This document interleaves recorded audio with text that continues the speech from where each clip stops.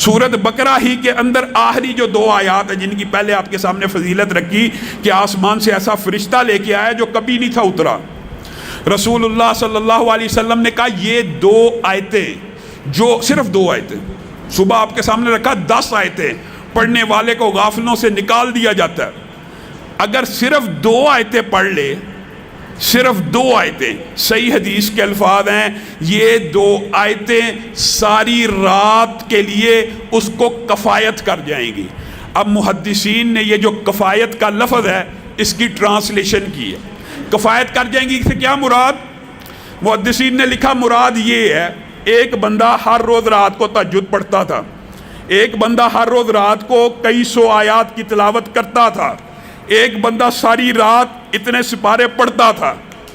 اب ہوا کیا، ایک دن اس کو نیند آ گئی، وہ جلدی میں تھا، وہ کچھ نہ پڑھ سکا، صرف ان 2 آیتوں کی تلاوت کر لی. یہ آیتیں اس کو کفایت کر گئیں کہ اس کے نامہ اعمال میں ساری رات کا قیام لکھ دیا جائے گا، جتنے وہ سپارے پڑھتا تھا لکھ دیے جائیں گے، جتنا وہ عمل کرتا تھا لکھ دیا جائے گا. اور دیگر محدثین نے یہ بیان کیا کفایت سے مراد یہ ہے کہ جمی بیماریوں کے، جمی مخلوقات کے شر سے اللہ اس کے لیے کافی ہو جائے گا صرف یہ 2 آیتیں پڑھ لینے سے. اور صحیح حدیث کے الفاظ کیا ہیں؟ جو بندہ یہ 2 آیتیں ہر روز رات کو پڑھتا ہے کتنے دن؟ صرف 3 دن. سورت بقرہ کی روایت تھی 40 دن، سورت ہے بھی بڑی. 40 دن جس گھر میں تلاوت ہو اگر آپ نہیں کر سکتے آپ اس کو گھر میں لگا لیں. 40 دن جتنا مرضی پرانا جادو ہو، جتنا مرضی پرانا تویز ہو، جتنی مرضی بندش ہو، کوئی بھی آپ سلسلہ سنیں، آپ 40 دن لگاتار اپنے گھر میں سورت بقرہ کی تلاوت کر لیں یا چلا لیں سی ڈی کے اوپر، کیسٹ کے اوپر. اس گھر میں شیطان اور جنات کا اثر ختم ہو جاتا ہے. اور اگر کسی بندے کے پاس یہ وقت ٹائم نہیں، اول تو کرنا چاہیے. کیا مسئلہ ہے؟ لگا دو. گھر میں کوئی ڈیوائس ہے اس کے اوپر لگا دو. کیا مسئلہ؟ گھر میں چلنی چاہیے. اپنے گھروں کو قبرستان مت بناؤ، ادھر تلاوت ہونی چاہیے. یہاں سے یہ بھی ثابت ہوتا ہے کہ قبرستان میں تلاوت نہیں ہونی چاہیے، گھروں میں ہونی چاہیے.